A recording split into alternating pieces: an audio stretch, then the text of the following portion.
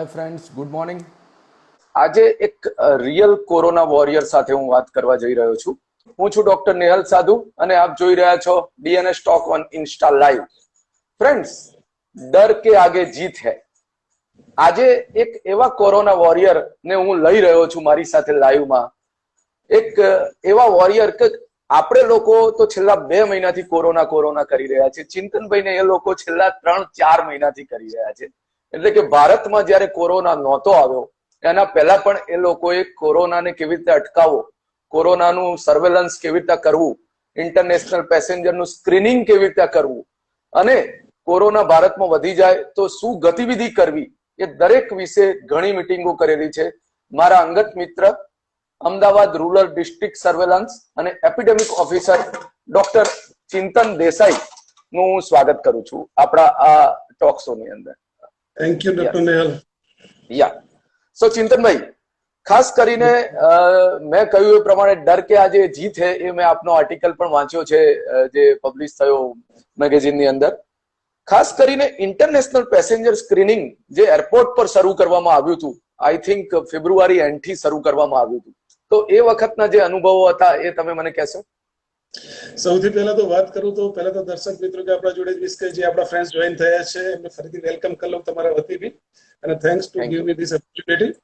બીજી વસ્તુ વાત કરું, ગવર્મેન્ટે જે પ્રમાણના સ્ટેપ્સ ચાલુ કર્યા તો સૌથી પહેલા એરપોર્ટ ઓથોરિટી જોડે હવે 26 જાન્યુઆરી જે આપણો રિપબ્લિક ડે છે એ દિવસે સૌથી પહેલા મીટિંગ થઈ હતી, અને 29 જાન્યુઆરીથી ઇન્ટરનેશનલ ફ્લાઇટ જેટલી બી આવતી હતી એની અંદરથી સૌથી પહેલા ચાઇના, થાઈલેન્ડ, હોંગકોંગ કે જે તરફથી લોકો આપણા ત્યાં આવતા હતા એ લોકોનું ઇન્ટરનેશનલ ફ્લાઇટની અંદર જે આવે લોકોનું સ્ક્રીનિંગ સ્ટાર્ટ કરાવ્યું હતું આપણે ઇન્ટરનેશનલ એરપોર્ટ ઉપર. બરોબર છે. સતત ત્યાંથી 29 જાન્યુઆરીથી લઈને અપ ટુ 4th માર્ચ ત્યાં સુધી રેગ્યુલર ઇન્ટરવલે ગવર્મેન્ટ ઓફ ઇન્ડિયા અને WHO ગાઈડલાઈન પ્રમાણે જે નવા કન્ટ્રી એડ થતા ગયા, ઇન્ફેક્ટેડ થતા ગયા, જે નવા કન્ટ્રી એડ થતા ગયા એ તમામ કન્ટ્રીના ઇન્ટરનેશનલ ટ્રાવેલર્સને આપણે ત્યાં સ્ક્રીન આઉટ કરતા હતા. સ્ક્રીન આઉટ કરીને સસ્પેક્ટ મળે તો આપણા જ સિવિલ હોસ્પિટલના D9 વોર્ડની અંદર આપણે એમને રિફર કરીને 108 દ્વારા એડમિટ કરાવતા હતા. બરાબર છે. આફ્ટર 4th માર્ચ હું વાત કરું તમને, જે આજ તમે જે કીધું કે અપ ટુ ફેબ્રુઆરી એન્ડ સુધી તો તોય આપણે બહુ જ લિમિટેડ, કારણ કે લિમિટેડ કન્ટ્રી હતા, limited internal passenger screen out થતા હતા. But after the 4th March હું વાત કરું તો ઈચ એન્ડ એવરી ઇન્ટરનેશનલ ટ્રાવેલર્સનું આપણે સ્ક્રીન આઉટ ચાલુ કર્યું એટ ધ એરપોર્ટ. યસ. અને ખાસ કરીને ઇન્ટરનેશનલ પેસેન્જર્સ જે અંડર સર્વેલન્સ હતા તમારા ડિસ્ટ્રિક્ટની અંદર, એ લોકોને તમે કેવી રીતે મેનેજ કરતા હતા? હા, એટલે એ જ વાત કરું તો સૌથી પહેલા તો as a airport nodal, as a state nodal હું એરપોર્ટનો મેનેજ બનાવેલો હતો સ્ટેટ લેવલથી. એટલે જેટલી બી ફ્લાઇટ્સ 4th માર્ચ થી લઈને 23rd માર્ચ મિડનાઇટ સુધી જે ફ્લાઇટો ચાલુ રહી, daily around 25 to 28 daily flights આવતી હતી. એની અંદર ટોટલ એ દિવસો દરમિયાન 374 ફ્લાઇટ્સની અંદર મોર દેન 35,000 પેક્સ આવ્યા. એ તમામનું આપણે સ્ક્રીન આઉટ કર્યું, ડિસ્ટ્રિક્ટ વાઇઝ સેગ્રીગેશન કર્યું. તમામ ડિસ્ટ્રિક્ટને આપણે સેગ્રીગેશન કરેલી સીટ્સ મોકલી આપવામાં આવી હતી APHO માંથી. APHO મીન્સ કે એરપોર્ટ હેલ્થ ઓથોરિટી અંતર્ગતથી. અને આફ્ટર ધેટ તમામનું તમામ ડિસ્ટ્રિક્ટ લેવલે 14 days quarantine, strict quarantine admit કરાવડાવ્યું હતું. અને હું મારા અમદાવાદ રૂરલની સ્પેસિફિકલી વાત કરું તો અરાઉન્ડ 674 પેક્સ એવા હતા કે જે ઇન્ટરનેશનલ ટ્રાવેલ કરીને આવેલા હતા. એ લોકોનું 14 ડેઝ સ્ક્રીન આઉટ કર્યું. ડેલી 3 ટાઈમ ટેલિફોનિક મોનિટરિંગ થતું હતું એ લોકોનું, અને 2 ટાઈમ પર્સનલ મોનિટરિંગ થતું હતું. વિથ SpO2 પણ એમનું ચેક કરવામાં આવતું હતું ઓલ્ટરનેટ ડે, કે જેથી ખ્યાલ આવે કે ખરેખર ઓક્સિજન સેચ્યુરેશન લેવલ કેટલું છે. અને એ પ્રમાણે સૌથી પહેલો કેસ આપણે અમદાવાદ રૂરલની અંદર વાત કરું તો 20 માર્ચે સૌથી પહેલો કેસ આપણને મળ્યો. આપણે જેને રિફર કરીને બીજે મેડિકલ કોલેજમાં મોકલ્યા, જ્યારે પોઝિટિવ આવ્યો આ જ ઇન્ટરનેશનલ ટ્રાવેલમાંથી, જે UK ની હિસ્ટ્રી હતી. અને ત્યાંથી આપણે અમદાવાદ રૂરલની જર્ની આપણે સ્ટાર્ટ થઈ ફોર ધ કોવિડ. રાઈટ. અને ખાસ કરીને તમે લોકોએ જે કાર્ય કરેલું ચિંતનભાઈ, એ જે 15 દિવસ 20 દિવસ, એ કાર્યનું ફળ સ્વરૂપ જ આપણે હાલ કદાચ કોરોના સામે જીત મેળવી શક્યા છીએ. કારણ કે એ 20 દિવસની અંદર તમે જે સ્ક્રીનિંગ કર્યું અને એટલું સરસ સ્ક્રીનિંગ હતું, એના કારણે જે દર્દીઓ કદાચ કોઈને ફીવર હોય અથવા તો સસ્પેક્ટેડ કોવિડ હોય એવા દર્દીઓને આઇસોલેટ કરવામાં આવ્યા, એવા દર્દીઓને ટ્રીટમેન્ટ કરવામાં આવી, જેથી વધુ દર્દીઓ ફેલાયા નહીં. ખાસ કરીને ઇન્ટરનેશનલ ટ્રાવેલ્સની હિસ્ટ્રીથી જ કોરોના શરૂ થયેલો હતો.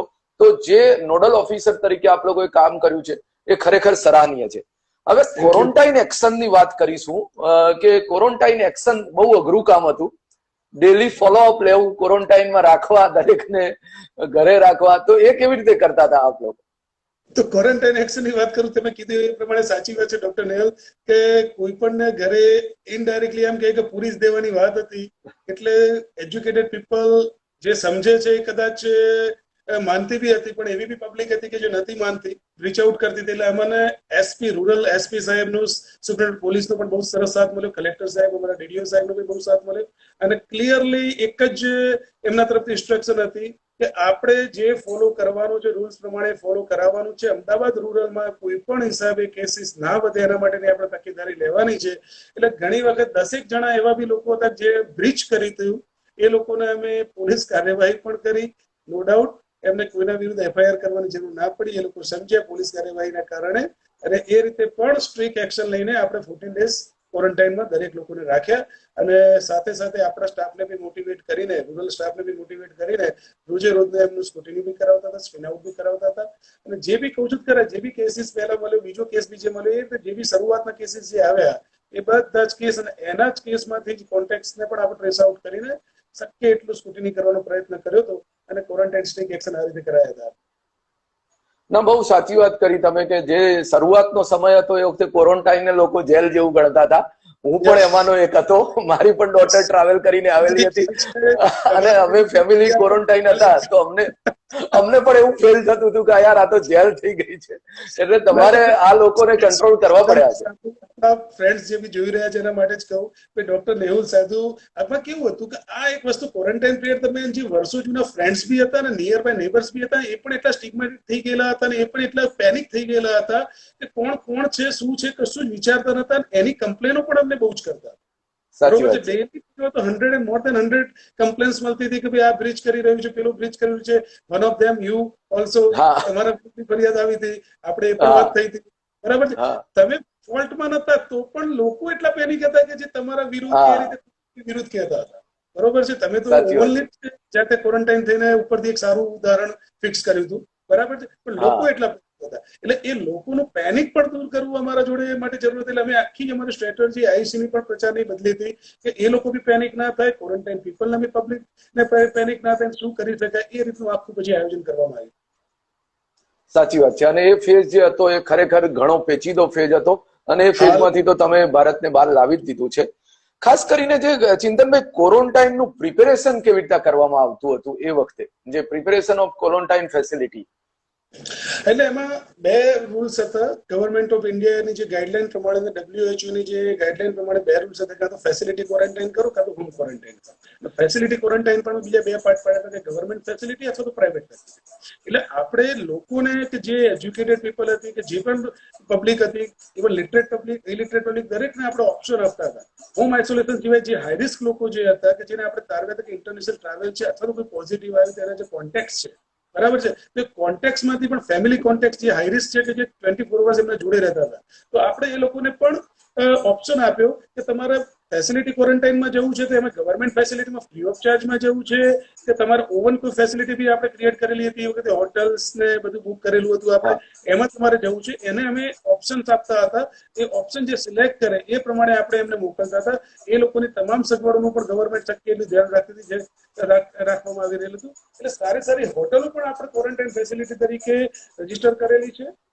ઇવન તો હાલ પણ તમે જોતા હશો કે મોટી મોટી હોસ્પિટલોને આપણે હોટલોને પણ કોવિડ કેર સેન્ટર તરીકે રજીસ્ટર કરેલા છે, એએમસી ની અંદર, ઇવન રૂરલ પાર્ટની અંદર પણ. એટલે દરેકને ઓપ્શન આપ્યા પછી એ જે કે એ પ્રમાણે જ આપણે એમના જોડે એક્શન લેવડાવતા હતા. અને જો લો રિસ્ક જેટલા બી સ્ટાફ હતો, મીન્સ કે ક્વોરન્ટાઇન પર્સન હતા કોમ્યુનિટીમાં, એ લોકોને આપણે હોમ આઇસોલેશન, હોમ ક્વોરન્ટાઇન માટેની ક્લિયરલી ગાઈડલાઈન પ્રમાણે સ્ટ્રિક્ટ રહેતા હતા.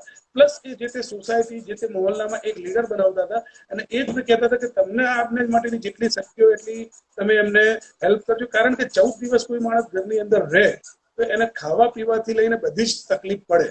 દરેક વસ્તુ અવેલેબલ હોય એ પોસિબલ નથી. સિમ્પલ એક એક્ઝામ્પલ આપું તમને કે બોપલની અંદર એક લેડીને એપિલેપ્સીની દવા ચાલુ હતી, બરોબર છે. હવે એના જોડે એ અઠવાડિયાની જ દવા હતી, બરોબર, અને 15 ડેઝનું તો ક્વોરન્ટાઇન પીરિયડ આવ્યો, પ્લસ લોકડાઉન પીરિયડ આપણે ફર્સ્ટ, સેકન્ડ, થર્ડ ફેઝ વધ્યું. એ બહાર લઈ જઈ શકે એવી નથી, એજેડ બેન હતા. તો એમણે અમારો કોન્ટેક્ટ કર્યો તો તરત જ અમે એમને 2 મહિનાની દવા અમારા સ્ટાફ મારફતે પહોંચાડી. આવા કેટલાય ઉદાહરણ છે કે જેને જરૂરિયાત હોય, કલેક્ટરમાંથી રાશન પહોંચ્યા છે, દવાની કિટ્સ પહોંચી છે, જરૂર હોય તો ઇમરજન્સીમાં આપણે એમને શિફ્ટ પણ કર્યા છે હોસ્પિટલમાં. એટલે ક્વોરન્ટાઇન પિરિયડને મેનેજ કરવો એ સો મચ ડિફિકલ્ટ, પણ સોસાયટીને પણ એટલી હેલ્પ મળી. શરૂઆતના 15 દિવસ થોડા પેનિક રહ્યા, પણ આફ્ટર ધેટ એ લોકો બી સમજે કે ના, કેવી રીતે કરવું. અમે પણ જનરલ પ્રિકોશન્સ માટે શું કરવું એની સતત મોનિટરિંગ કરીને એ લોકોને સમજાવ્યું, ટ્રેન્સ કર્યા, અવેર કર્યા, એજ્યુકેટ કર્યા. તો ઘણા લોકોએ આપણને એમાં પણ મદદ કરી છે. અને એ અર્થેથી અત્યારે આપણે એવી પરિસ્થિતિમાં છે કે હાલ ક્વોરન્ટાઇનને હવે લોકો જેલ નથી કરતા, પણ એક સારી રીતે લઈ રહ્યા છે. સાચી વાત છે. જે ક્વોરન્ટાઇન શબ્દ છે હવે એ સારી રીતે લેવામાં આવી રહ્યો છે. જે કદાચ આપ જેવા ઓફિસર, જે નોડલ ઓફિસર છે, જે એપિડેમિક સર્વેલન્સ માય government whole staff team, public health whole staff team, અને યુ ઓલ પીપલ ઓલ્સો, કારણ કે તમે લોકોએ પણ આઈસી અમારા કરવામાં બહુ જ એજ્યુકેશન આપવામાં મદદ કરી છે. Is the one of this DNS talk also. Yeah thank you very much. ખાસ કરીને આઈઈસી ની જ વાત કરી છે તો આઈઈસી અને આઈપીસી વિશે જાણવું છે કે એ સર્વેલન્સ શું છે, એ એક્ટિવિટી શું છે? ગવર્મેન્ટની અંદર છે, પણ IEC information, education and communication. કોઈના જોડે ઇન્ફોર્મેશન હોય છે પણ એજ્યુકેશન નથી હોતું, એજ્યુકેશન એનું આપવાની વાત છે, એ કેવી રીતે સારી રીતે કોમ્યુનિકેટ કરવું તો જ ફલીભૂત થાય. જેમ તમે આપણે વાત કરી કે ક્વોરન્ટાઇન શરૂઆતમાં લોકો જેલ ગણતા હતા અને અત્યારના ક્વોરન્ટાઇનને લોકો હેલ્પફુલ ગણે છે, એ ફરક પડ્યો આઈઈસી થી. ઇન્ફોર્મેશન હતી પણ એ લોકો એજ્યુકેટેડ નતા કે આનું મિનિંગ શું થાય છે. તો પછી એમને એજ્યુકેટ કરવામાં આવ્યા, ટ્વિટર માધ્યમથી, રેડિયો મિર્ચીથી, ટીવી પ્રોગ્રામથી, ઘરે ઘરે ફરીને સર્વેલન્સ ટીમ દ્વારા, પ્લસ લોકોની હેલ્પ લઈને, એનાથી એ લોકોને કોમ્યુનિકેટિંગ જે થયું ને કાઉન્સેલિંગ જે થયું, આફ્ટર ધેટ એ લોકો ફીલ થયા કે ના, બરોબર, આ એક જરૂરી છે, આપણા દેશ માટે પણ જરૂરી છે, આપણી કોમ્યુનિટી માટે જરૂરી છે. એટલે ઇઝ ધ આઈસી મિનિંગ એ છે કે ભાઈ જે પણ કોઈ ઇન્ફોર્મેશન પ્રોપર ચેનલથી એને કોમ્યુનિકેટ થાય, કાઉન્સેલિંગ થાય, આફ્ટર ધેટ ડિસિઝન કરે જે વ્યક્તિ છે. અને જે રગાર્ડેડ આઈપીસીમાં સિમ્પલ વસ્તુ છે કે 1 to 1 જે આપણે અત્યારે કરી રહ્યા છે, ઇન્ટરપર્સનલ કોમ્યુનિકેશન, કે જ્યાં હજી પણ કોઈને કોઈ ડાઉટ છે તો એ ક્લિયર થઈ શકે. તો 1 to 1 આપણે જે ચર્ચા કરીએ તો એની અંદર એ ડાઉટ ક્લિયર કરી is called the IPC. Yes. ખાસ કરીને ચિંતનભાઈ, જે કેપેસિટી બિલ્ડિંગ જે કરવામાં આવતું હતું એ કેવી રીતે તમે આખું કર્યું હતું? ટોટલી ન્યુઅર વે થી, કારણ કે અત્યાર સુધી જાહેર મિટિંગો થાય ને એ રીતે અમે કરતા હતા, કાં તો ટ્રેનિંગ સેશન લેતા હતા, પણ આની અંદર એ પોસિબલ જ નથી, કારણ કે સોશિયલ ડિસ્ટન્સની વાત હતી અને પ્લસ લોકડાઉનની પરિસ્થિતિ છે. એટલે એના કારણે કોઈ જગ્યાએ મુવમેન્ટ બી નથી. ચલો એઝ અ ઓફિસર્સ અમે કરી શકીએ, પણ દરેક પીપલને અમે કરાવી ના શકીએ, બરાબર છે. એટલે અમે લોકોએ 3-4 અલગ વેલ્સ નીકાળ્યા, સ્કાયપી બી નીકાળ્યું, ઝૂમ બી નીકાળ્યું, વેબિનાર કર્યા. આફ્ટર ધેટ એ રીતે મેક્સિમમ લોકો જે તે જગ્યાએ હોય, જે રીતે અત્યારે આપણે ડીએનએસ ટોક કરી રહ્યા છીએ, એટલે વોટ્સએપ માધ્યમથી, ઇન્સ્ટાગ્રામ માધ્યમથી દરેક લોકોને આપણે રીચ કરવાનો પ્રયત્ન કર્યો. એક સામટા, ધારો કે ઝૂમ વિશેની વાત કરું તો એક સામટા 1000 લોકોને તમે ટ્રેન કરી શકો છો. એક સામટા 1000 લોકો એની અંદર જોઈન થઈ શકે છે. એટલે જે બી નવી ગાઈડલાઇન્સ ગવર્મેન્ટ ઓફ ઇન્ડિયાની, WHO ની જે પણ આવે તો અમે ડેલી સતત 10 દિવસ સુધી every 5 to 6 in evening part daily અમે એ લોકોને બ્રીફ કરતા હતા, શું કરવાનું છે, નેક્સ્ટ સ્ટ્રેટેજી બનાવતા હતા, એ પ્રમાણે સર્વેલન્સમાં જાય એ રીતે ચર્ચા કરે. એટલે એ રીતે દરેક સ્ટાફનો, not only our health staff, public health staff or medical staff, also the teachers, પેરામેડિક્સમાં આંગણવાડી વર્કર્સ, ઇવન દૂધ ડેરીના જે ટૂંકમાં કોમ્યુનિટી લેવલે કામ કરી રહ્યા છે કે જે આપણને હેલ્પફુલ થઈ શકે, કે જ્યાં પબ્લિક વધુ જાય છે. ધારો કે દૂધ ડેરીની વાત કરું તો ત્યાં દૂધ આપવા માટે પબ્લિક જતી હોય તો ત્યાં દૂધ ડેરી વાળો જે વ્યક્તિ છે એને જો ખ્યાલ હોય તો એ 4 વસ્તુ કહે તો સોશિયલ ડિસ્ટન્સ કેવી રીતે મેન્ટેન કરાવવું, કેવી રીતે, એ રીતે વે ટુ વે આગળ વધતા ગયા. અને અત્યારે મોર દેન 20,000 આપણા જોડે આર્મી છે ઇન અમદાવાદ રૂરલ, કે જે how to create social distance સમજાવી શકે એ રીતના આપણા જોડે બહુ સરસ કાર્ય થઈ રહ્યું છે. અને ખરેખર તમે કહ્યું એમ ડોર ટુ ડોર વર્ક કરવામાં આવેલું હતું. મને પણ ખબર છે કે મારા ઘરે પણ 2 નર્સિંગ બહેનો આવેલી હતી એ વખતે, ક્વોરન્ટાઇન વખતે. એટલે ડોર ટુ ડોર અને 100% સરસ રીતે કામ થયેલું હતું એ વખતે. અમે અમદાવાદમાં હતા તો અમદાવાદ કમિશનર દ્વારા થતું હતું, તમે રૂરલમાં આવો તો ડિસ્ટ્રિક્ટ કલેક્ટર દ્વારા થતું હોય. ખાસ કરીને ચિંતનભાઈ, જે લોકડાઉન જે નાખવામાં આવ્યું, હવે હું એ પ્રશ્ન પૂછીશ કે ગવર્મેન્ટ ઓફ ઇન્ડિયાએ ડિસિઝન ઘણું સરસ અને અર્લી લીધેલું હતું. આપણા માનનીય પ્રધાનમંત્રી સાહેબ પણ વહેલા લોકડાઉનનું ડિસિઝન લીધું અને હજી પણ આપણે લોકડાઉન ફેઝ હળવો એટલો બધો નથી થયો. તો આપ શું માનો છો કે આ લોકડાઉનના લીધે કોરોનાનો કંટ્રોલ થયો છે? એઝ અ ટેકનિકલ પર્સન, તમે બી ટેકનિકલ પર્સન છો અને હું પણ ટેકનિકલ પર્સન છું. ટેકનિકલ પર્સન વાત કરું તો લોકડાઉન કેમ જરૂરી છે કે ટ્રાન્સમિશન શક્ય એટલું સ્લોલી રીચ આઉટ થાય, ડિસ્ચાર્જ થાય, જેના કારણે થોડો ટાઈમ મળે, લોકોની ઇમ્યુનિટી ડેવલપ કરવાનો પણ ટાઈમ મળે.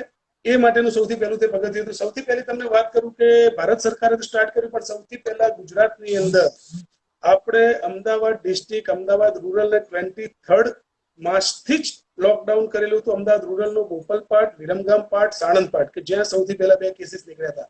આફ્ટર ધેટ 24th થી ગવર્મેન્ટ ઓફ ઇન્ડિયાએ સડન લોકડાઉન આપ્યું. ફર્સ્ટ જે ફેઝ હતો આપણો એ. એટલે લોકડાઉનનું મિનિંગ એટલું જ હતું કે ક્રોસ ટ્રાન્સમિશન જે થવાનું હતું પબ્લિક ટુ પબ્લિક. કારણ કે હવે શું છે કે પહેલા એક વખત વાયરસ એવિયન માંથી આપણામાં આવી ગયો, બરાબર છે, આફ્ટર ધેટ એનિમલ માંથી આપણામાં આવી ગયો, પણ હવે જે ટ્રાન્સમિશન થાય છે community transmission, person to person transmission, A person to person transmission cut off થાય એના માટે એને શક્ય એટલું સ્લો થાય એના માટે એક લોકડાઉન એક જરૂરી પીરિયડ છે. અને એ જ લોકડાઉનનો અત્યારે પણ 3rd ફેઝ આપણો ચાલી રહ્યો છે અને કદાચ હાઈ રિસ્ક ઝોન, રેડ ઝોનમાં હજી પણ એક્સટેન્ડ થશે એવી શક્યતાઓ છે ને આજે સાંજે એનું ડિક્લેરેશન પણ આવશે.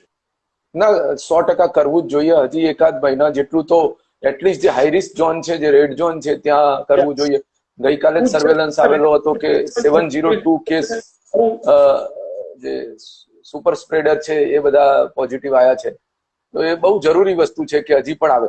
ચિંતનભાઈ, આ બધી જે આખી સપ્લાય ચેન ચાલે છે એ લોજિસ્ટિક એનું શું છે? જે સપ્લાય ચેન લોજિસ્ટિક મેનેજમેન્ટ ખરેખર અત્યારે જે આઈડિયલી જે કર્યું, બાકી જો એ લોજિસ્ટિક મેનેજમેન્ટ ના થયું હોત તો અત્યારે જે માસ્ક, ટ્રિપલ લેયર માસ્ક ગણો, N95 માસ્ક ગણો, PPE કિટ ગણો, ઇવન સિમ્પલ ડ્રગ એરિથ્રોમાઇસિન ગણો, એ પણ મળવી મુશ્કેલ થઈ જાય. એટલે સૌથી પહેલા જ એના માટેના જે કડક પગલા લેવામાં આવ્યા કે જે બી કંપનીઓ બનાવતી હતી કે જે કરતી હતી, એટલે સૌથી પહેલાના 15 ડેઝની અંદર કે જ્યારે માસ્કની જરૂર નહોતી, લોકો પબ્લિક એટલી પેનિક થઈ ગઈ હતી કે ઘરે ઘરેથી સ્ટોક કરી લે, જે જગ્યાએથી જેટલું મળતું તે સ્ટોક કરી લેતી, બરાબર છે. એ નથી સમજતી કે બીજા હું આ 100 સ્ટોક કરી લઈ તો બીજા 100 જણને 40 શકે, નથી સમજતી શરૂઆતમાં. એટલે સૌથી પહેલા ડ્રગ ડિપાર્ટમેન્ટ જોડેથી રહીને અને કમિશનરને જે અમારા જે રૂલ્સ ને રેગ્યુલેશન ફોલો કરાવવા પડ્યા સ્ટ્રિક્ટલી, કે ભાઈ એમનું કેવી રીતનું બાંધ, ક્યાં સપ્લાય કરવું, કેવી રીતે સપ્લાય કરવું, કોને સપ્લાય કરવું, એની જે ગાઈડલાઈન શરૂઆતમાં જે બહાર પાડવામાં આવી ને એ જ પ્રમાણેના ફોલો લેવામાં આવ્યા. એના કારણે શરૂઆતથી જ ગવર્મેન્ટ સાઈડથી બી અને જરૂર પડે અમારા લોકલ વેન્ડર્સ જોડેથી પણ અમે એ પ્રમાણેની પરચેસ કરીને હજી સુધી ક્યાંય પણ તૂટ ના થાય એ રીતનું અમારી આખી લોજિસ્ટિક ચેન કરી. ઇવન AMA ને પણ અમે 25,000 N95 માસ્ક આપ્યા પ્રાઇવેટ ડોક્ટર્સ માટે, બરાબર છે. શરૂઆતમાં જ મોનાબેન દેસાઈ અને જે અમારી કોર કમિટીની મિટિંગ્સ અમે અંડર કલેક્ટર કરી હતી, જે આપણા AMA ના પ્રેસિડેન્ટ છે, પ્લસ બિપિનભાઈ સાહેબ જે આપણા AMA ના પ્રેસિડેન્ટ એક્સ છે, એ લોકો જોડે એમને કોર કમિટીમાં બી અમે લીધા છે, શું કરી શકાય એના માટેની બી ચર્ચા કરી. એ પ્રમાણે લોજિસ્ટિક મેનેજમેન્ટ લાઈન બોથ સાઇડથી સ્ટાર્ટ રાખી હતી, from the state and from the district level, કે જેના કારણે હાલ એવી પરિસ્થિતિ છે કે એક સામટા 1 લાખ કેસ આવે તો પણ વાંધો ના આવે એ રીતે પરિસ્થિતિની તૈયારી છે આપણા ગુજરાત સરકાર. ખાસ કરીને હેલ્થકેર વર્કર્સ બહુ સરસ કામ કરી રહ્યા છે. તો કોઈ બેકઅપ પ્લાન છે આ આખું જે તમારું જે એક્ટિવિટી છે?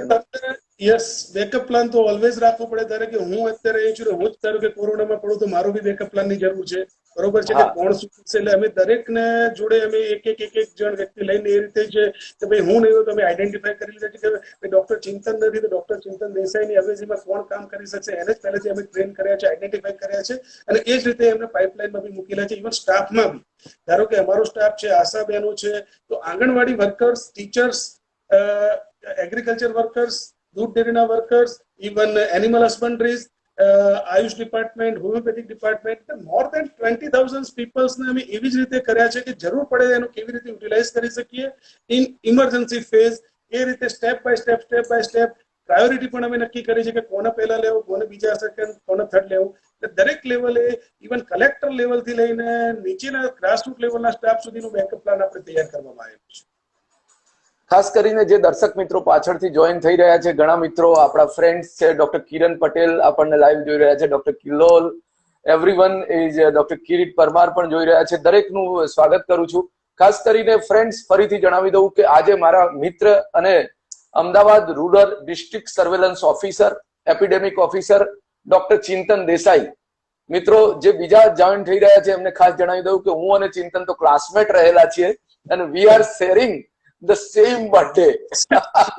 15th ઓગસ્ટના 1993 ના બે વીરલાઓ સેમ બજેટ. અને 15મી ઓગસ્ટે જન્મેલો એક વ્યક્તિ ખરેખર દેશ માટે હાલ જજુમી રહ્યો છે. હું દરેકને કહું છું કે આપણે લોકો તો 2 મહિનાથી કોરોના કરી રહ્યા છે. ચિંતનભાઈ ને એ લોકો છેલ્લા 4 મહિનાથી ઓલમોસ્ટ ચાઇનાએ શરૂ કર્યું ત્યારથી એ લોકોએ કોરોના માટે વિચાર્યું છે. કોરોના માટે ઇન્ટરનેશનલ ફ્લાઇટોને સ્ક્રીન કરી એના જે પેસેન્જર ઉતર્યા એ દરેક પેસેન્જરનું સર્વેલન્સ કરવામાં આવ્યું, એમને ક્વોરન્ટીન કરવામાં આવ્યા. ક્વોરન્ટીન શબ્દ જ કદાચ એમના દ્વારા પબ્લિકને જાણવામાં આવ્યો કે ભાઈ ક્વોરન્ટીન શું છે. તો આ બધી માહિતી જેમને બેઝિક આપી છે એવા ડોક્ટર ચિંતન દેસાઈ. ચિંતનભાઈ, ખાસ કરીને હવે 1993 બીજે મેડિકલની પણ વાત કરવી છે. લોકડાઉન વખતે આપણી જ બેચે એક સરસ મોટિવેશનલ સોંગ બનાવ્યું હતું. વી રિયલી મિસ યુ, કારણ કે તમે બહુ કામમાં હતા અને તમે સવાર સાંજ તમારું વોટ્સઅપ અપડેટ ને ફોટા અમે જોતા હતા. તો તમને એ વિડીયો કેવો લાગ્યો? નો ડાઉટ મને એ વિડીયો આપણા ગ્રુપમાં તો BJMC 1993 ની બેચની તો મેં જોયો તો જ, પણ એ વિડીયો મને એટલા બધા લોકોએ શેર કર્યો, એટલા બધા લોકોએ મને મોકલ્યો, એટલે મને એના પછી લાગી કે ના રિયલી આ વિડીયો એકદમ વાયરલ થયો ને એકદમ આઈડિયલ વિડીયો હતો, જરૂરી વિડીયો હતો ને મોટિવેટ થવા એવો જ વિડીયો હતો. હજી પણ સર્ક્યુલેટ થઈ રહ્યો છે. નહીં તો અત્યારે આઈ થિંક કે કદાચ એને રેકોર્ડ બી કર્યો હશે કે મોર દેન 10 લાખ પબ્લિક લોકોએ જોયો હશે. મને હું કહું તો મારા મોર દેન 100 ફ્રેન્ડ્સે મને શેર કર્યો હતો કે તમારી 93 ની બેચનો આ વિડીયો છે.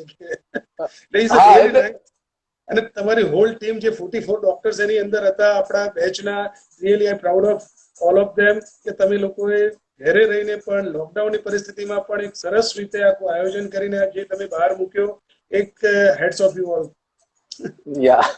થેન્ક યુ ચિંતનભાઈ. અને ખરેખર પબ્લિક માંથી બહુ પાછો આવેલો હતો. નોન મેડિકલ ફ્રેન્ડ્સ માંથી મારે તો એ સમય એવો હતો કે રોજના 10-15 ફ્રેન્ડ તરફથી પાછો આવતો હતો કે ભાઈ આ તમારી બેચનો વિડીયો છે. તો એ બહુ સરસ થયેલું હતું. ચિંતનભાઈ, ખાસ કરીને બીજો પર્સનલાઇઝ ક્વેશ્ચન કે લોકડાઉન અમારા બધા માટે તો હતું જ. અમે તો ફરજિયાત ક્વોરન્ટાઇન હતા એટલે થોડું લોકડાઉન મળ્યું અને એના પછી પણ અમે થોડો સમય લોકડાઉન રહ્યા. હવે નો ડાઉટ અમારી પ્રેક્ટિસ પણ નિયમિત ચાલુ થઈ ગઈ છે. પણ આ જે લોકડાઉન નો પીરિયડ મળ્યો તમને બહુ ઓછો મળ્યો છે, પણ જેટલો મળ્યો એટલો as a Chintan Desai person ઘરે શું કાર્ય કર્યું? તમને મારી પર્સનલ વાત કરું તો 29 જાન્યુઆરી થી લઈને આજની તારીખ સુધી લોકડાઉન નો એક પણ દિવસ એવો નથી ગયો કે જે હું ઓફિસ ના આવ્યો. પેલી તો વાત કરું, not a single leave from the 29th January to up till. બરોબર છે.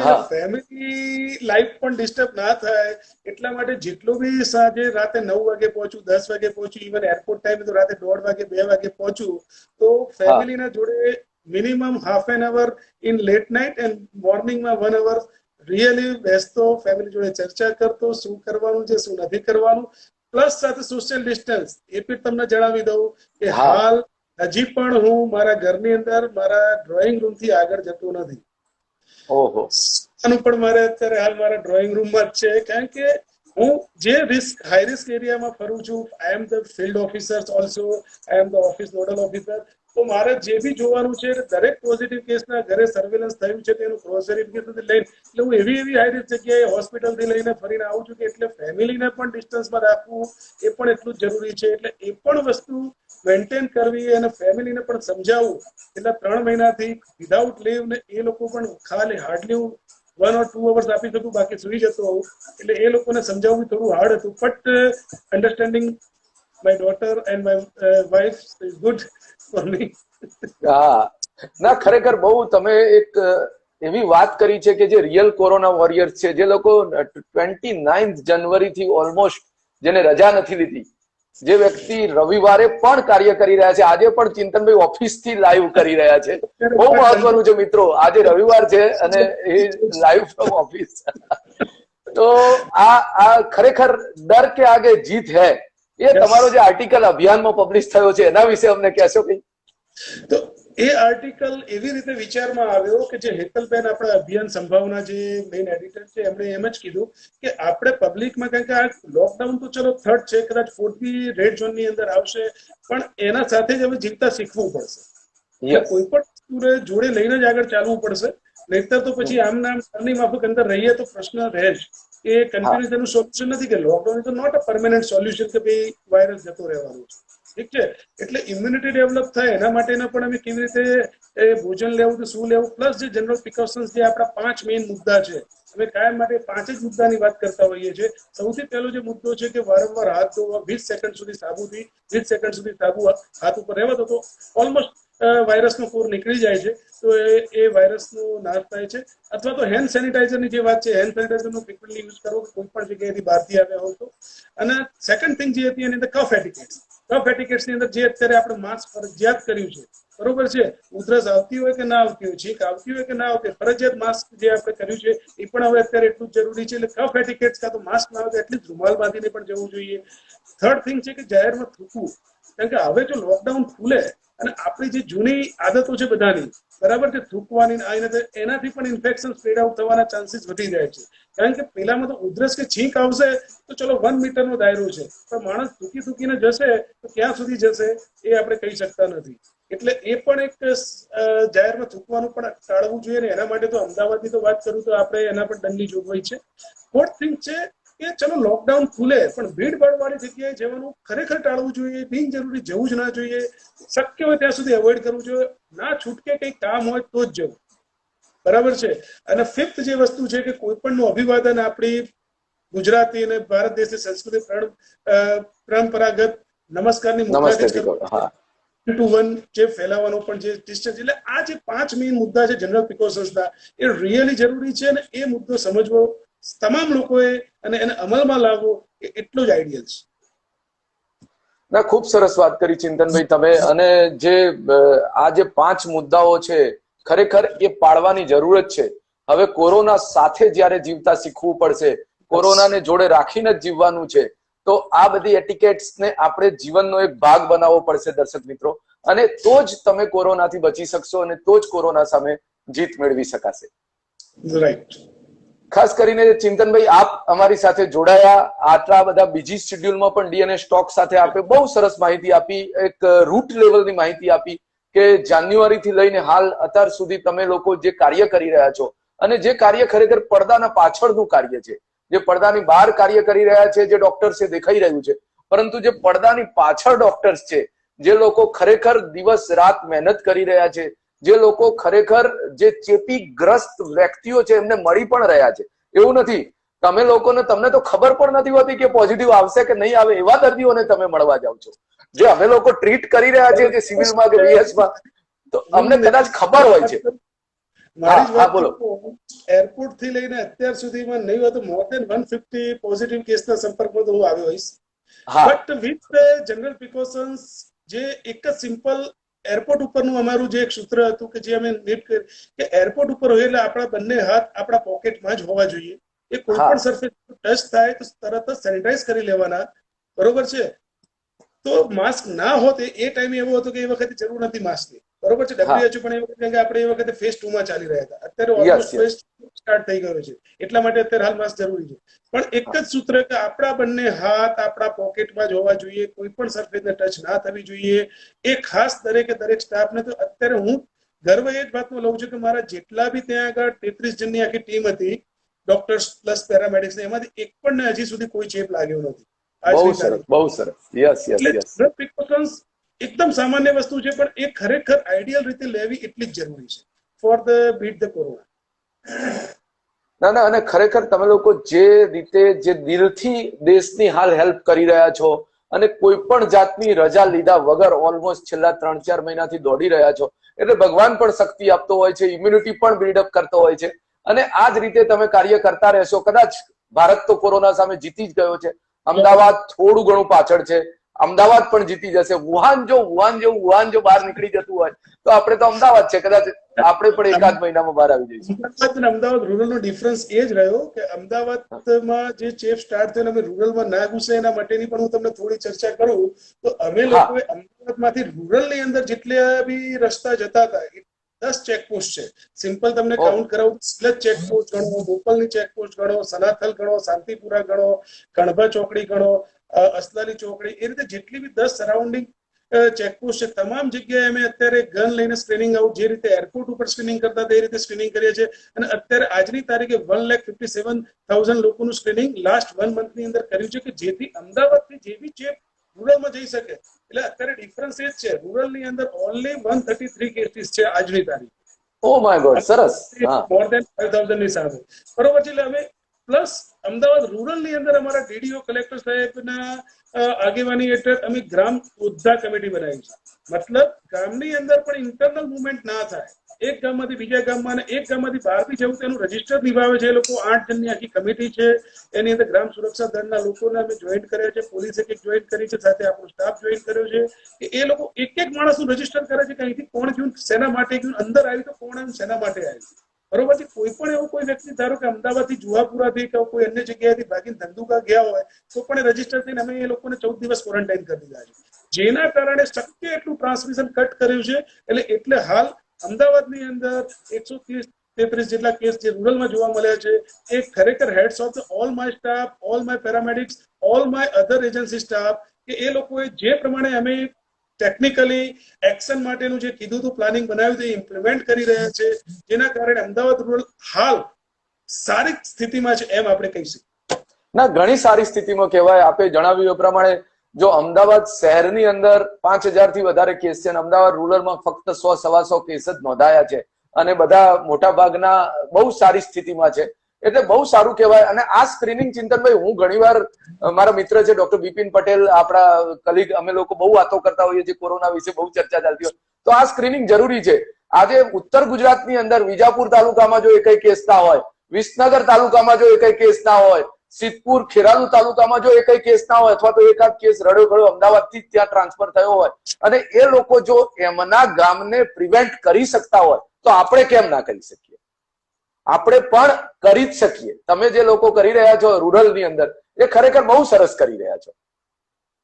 રૂરલની અંદર તમારું કામ ખરેખર એ રીતનું જ છે. હું એ જ જણાવવા માંગુ છું દર્શક મિત્રોને કે ગુજરાતના જો 15 જિલ્લાઓ અઠવાડિયાની અંદર કદાચ ગ્રીન ઝોનમાં જતા રહેવાના છે તો આપણે કેમ ના જઈ શકીએ? શ્યોર, વાત સાચી છે. અમદાવાદ રૂરલ જે અમે 20 માર્ચથી જે સર્વેલન્સ, એક ખાલી જસ્ટ બીજી બી સ્ટોરી એ જ કહું કે અમે જે રેવન્યુ મિનિસ્ટર સાહેબ જે છે આપણે પંકજ કુમાર સાહેબ, એમના હાથ નીચે આખી જે અમે કમિટી બનાવીને સૌથી પહેલા જે રૂરલની અંદર સર્વેલન્સ કેવી રીતે ઇમ્પ્લિમેન્ટ કરવું, જે 20 માર્ચથી જે સર્વેલન્સ ફર્સ્ટ ડોઝ ચાલુ કર્યો, એમાં વલ્નરેબલ ગ્રુપ અમે લીધું. વલ્નરેબલ ગ્રુપની અંદર ANC, all 0 to 5 years, more than 60 years and all comorbid for the NCD and even TB HIV patients, તમામનું અરાઉન્ડ 3.5 લાખ લોકોના રૂરલ લોકોનું સૌથી પહેલા 4 જ દિવસની અંદર ડ્યુઅલ સ્ક્રીનિંગ કરવામાં આવ્યું, 1 to 1 face to face plus telephonic. અમે 100 ના 2 ગ્રુપ બનાવ્યા હતા, એક ડીડીઓ અમારી ડિસ્ટ્રિક્ટ ડેવલપમેન્ટ ઓફિસ કચેરીની અંદર અને કલેક્ટર કચેરીની અંદર, કે જે લોકો સતત એમને ટેલિફોનિક, ઇલેક્શન કમિશનમાંથી આખું ડેટા લેવામાં આવ્યો હતો, ટેલિફોન સાથેનો ડેટા લેવામાં આવ્યો હતો, એમને 1 to 1 ટેલિફોન ઉપર ચર્ચા કરીને એમને જાણવાનો પ્રયત્ન કર્યો છે કે તમને કયું હોય તો અમારી આ નંબર છે એના ઉપર જાણ કરો, તમારા ઘરે આવીને અમારી ટીમ આવીને તમને મદદ કરશે. હાલ પણ હું નિયલભાઈ તમને મારો એક નંબર જણાવવા માંગીશ, જે અમારો વોટ્સઅપ નંબર છે, તમે પણ એનો અંદર ટ્રાય કરજો. તરત જ એની અંદર 2 લિંક આવશે, એની અંદર એક ફોર્મ આવશે.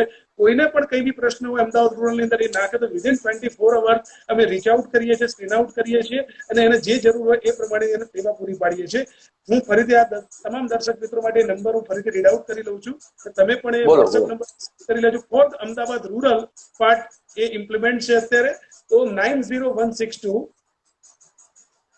728 ફરી બોલી લઉં છું, 90162 72810.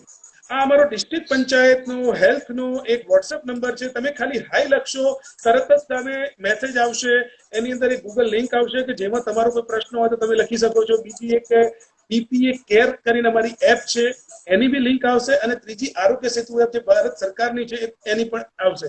આ ત્રણેય એપનું બી મહત્વ તમને સમજાવી દઉં કે જે પહેલી જે ગૂગલ લિંક છે એ ગૂગલ લિંકની અંદર તમારો કોઈ પ્રશ્ન છે, તમને કોઈ સિમ્ટોમ્સ છે, કોઈ લક્ષણો છે, તો તમે તમારું નામ, તમારું એડ્રેસ, તમારો મોબાઈલ નંબર ખાલી નાખીને મૂકી દેવાનું છે. અમારી ટીમ સામેથી તમને ટેલિફોનિક બી એપ્રોચ કરશે અને જરૂર જણાવે તમારે 24 અવર્સની અંદર ઘરે આવીને ફેસ ટુ ફેસ વિઝિટ બી કરી લેશે. પ્લસ એના સિવાય કઈ જરૂરિયાત હોય તો જે સેકન્ડ નંબરની DPA કેર મેં જે વાત કરી, અમારે જે પણ એક્ટિવિટી XYZ એક્ટિવિટી અમે જે કરી છે એના ઉપર અપલોડ થાય છે, નોટિફાઈ થાય છે. પ્લસ એની અંદર પણ તમે કોઈ પણ વસ્તુ તમારે અછત હોય તો માંગી શકો છો, તો અમારા કલેક્ટર ડિપાર્ટમેન્ટ, SDM ડિપાર્ટમેન્ટ દ્વારા પણ એ પૂરી કરવામાં આવે છે. અને આરોગ્ય સેતુ તો ભારત સરકારની જે સૌ જાણે જ છે. એટલે ત્રણેય લિંક તમને આવશે. યુ પ્લીઝ ટ્રાય, અને જે બી દર્શક મિત્રો અત્યારે જોઈ રહ્યા છે એ પણ ટ્રાય કરવા વિનંતી છે. ના, ખરેખર ખૂબ સરસ કાર્ય થઈ રહ્યું છે અને ખૂબ સરસ માહિતી તમે આપી આજે ચિંતનભાઈ. આપનો ખૂબ ટાઈમ લીધો અને બહુ દિલથી માહિતી આપી છે. એકદમ રૂટ લેવલની માહિતી આજે બધાને મળી છે. જે દર્શક લોકો મિસ કરી રહ્યા છે આ પ્રોગ્રામને, એ લોકોને હું જણાવી દઉં કે તમે મારા નેહલ સાધુના IGTV ઉપર આ પ્રોગ્રામને 24 થી 48 કલાક જોઈ શકશો. અને આવતીકાલ પછી આ પ્રોગ્રામની લિંક અમે YouTube પર પણ શેર કરીશું. હું અને ચિંતનભાઈ બંને આપને આ પ્રોગ્રામની લિંક આપીશું. તો દર્શક મિત્રો, આ હતા મારા ખાસ મિત્ર, Ahmedabad surveillance officer, epidemic officer of Ahmedabad rural. ડર કે આગે જીત હે. અને એમને એ સાબિત પણ કર્યું છે ડોક્ટર ચિંતન દેસાઈ કે ખરેખર હવે કોરોના સામે આપણે જીતી જ જવાના છીએ. ચિંતનભાઈ, ફરીથી આપનો ખૂબ ખૂબ આભાર. થેન્ક યુ નેહલભાઈ, થેન્ક્સ અ લોટ. અને ફ્રેન્ડ્સ તરીકે પણ, અને હાલ તો સોશિયલ ડિસ્ટન્સ છે એટલે આ રીતે જ ભલાશે. આ રીતે કોઈને પણ કઈ જરૂર ઇમરજન્સી હોય તો any time contact me, WhatsApp me, no doubt I will try to help you. Sure sure Chintan. ચાલો, થેન્ક યુ. બાય.